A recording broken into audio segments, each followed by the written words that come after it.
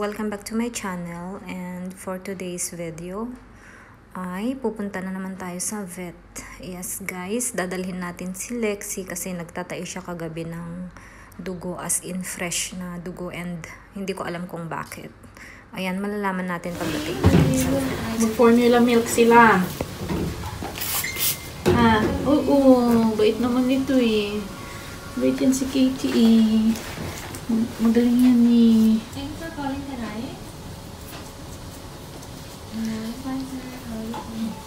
Check natin kasi baka mamaya may... Pero fresh yung dugo na nilabas niya. Fresh na fresh po. Red na red nga po eh.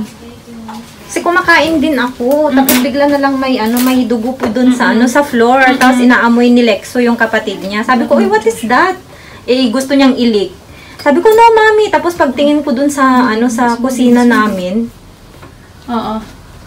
Hay naku, ang dami na pong dugo doon. Pero yung niya, yung attitude niya, yung kilos niya, normal naman po. Hindi naman siya natin na siya. Hindi siya matamlay, normal, naglalaro pa din, ganun. Nagpapadede pa din. Kung magpadede, pag may kinain kang kakaiba, magkasakit din yung mga kaya nga po eh. Ilang taon na si Lexi, te? Ha? Ano pangalan na to? Lexi. Ilang taon na siya? 1 na, di ba?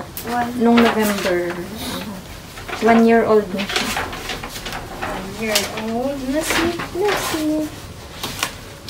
Nawa naman. Bait yun.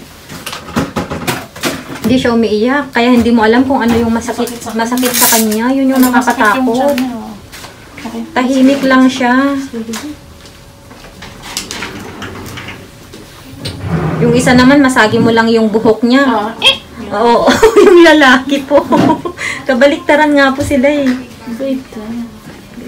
Ito sobrang sakit. Yun yung nakakatakot kasi hindi mo malalaman na na may masakit. Opo. May masakit na pala sa kanya.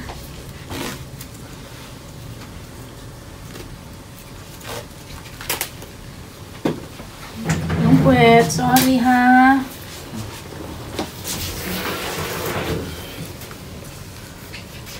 Hold.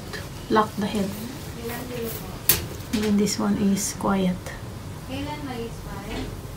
Wait lang, Lexi. Hawag mo pinipigilan yung sphincter niya. Ayaw niya. Kailangan natin tae mo. Ayun.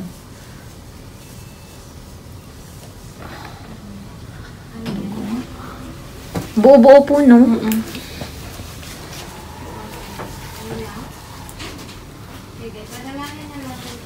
Wala tayong makita sa ipasok kita sa ultrasound. Wala siyang history ng ganito? Wala po, first time po eh. Very active po siya talaga. Tapos matakaw.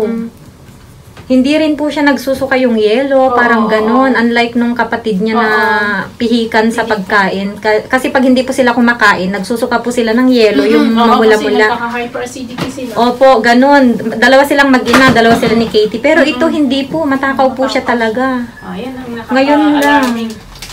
Opo, ngayon lang po siya nagkaganyan. Kaya iniisip ko, baka nung nagpadede siya, ganun na. Yung parang hindi na siya makakain. Iniisip niya yung mga baby, feeling niya siya yung mommy. Guys, waiting kami sa blood test results ni Lexi. Kinunan siya ng dugo para malaman ni Doc kung ano yung nga ba ang sakit ni Lexi. Like kidney disease, liver disease, diabetes. At para ma-identify na din yung ibang blood-related conditions. Like immune deficiencies and yung anemia daw. Kawawa naman ang aking baby. As in, grabe yung tayo niya. Fresh talaga, as in fresh. Akala ko nga, ano siya, nireregla siya eh. Hindi pala. Tae pala siya. Hindi ko alam kung may nakain siya. Kasi malinis naman ang bahay. So, hindi ko alam kung may na-leak siya sa floor, sa kitchen. Hindi ko alam. Sana okay lahat. Sana. Thanks God, guys. Okay naman daw lahat. Baka may nakain lang daw siya na cause nung pagtatain niya. And sabi ni Doc, i-observe ko daw for 1 week. Ayan, so bibigyan kami ng gamot ni doktora for 7 days. Ayan, sana maging okay siya within 7 days. Kasi pagka hindi daw siya gumaling, same pa din yung condition niya, ibabalik daw namin ulit siya. Diyos ko! Ang hirap guys. Super expensive ng mga binabayaran sa vet. Parang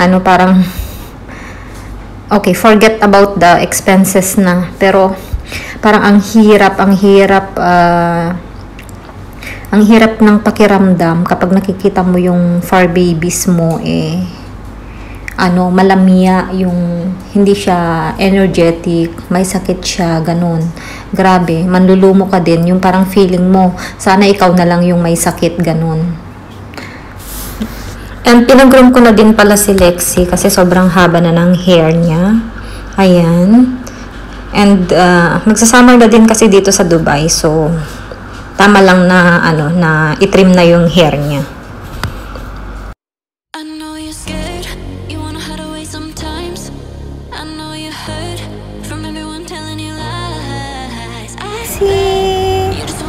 Going home na.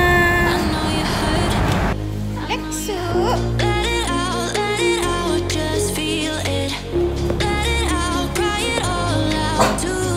What do you want?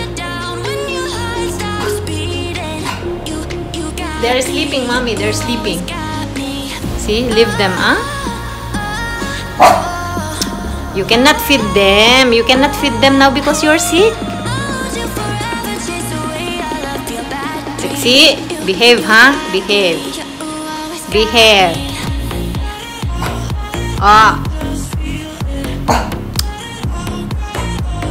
They're not your baby. You're not a mama. Shuhada. Go sleep na, mommy. Come here. Come here. Come. Yola, come, mommy. They're sleeping, see?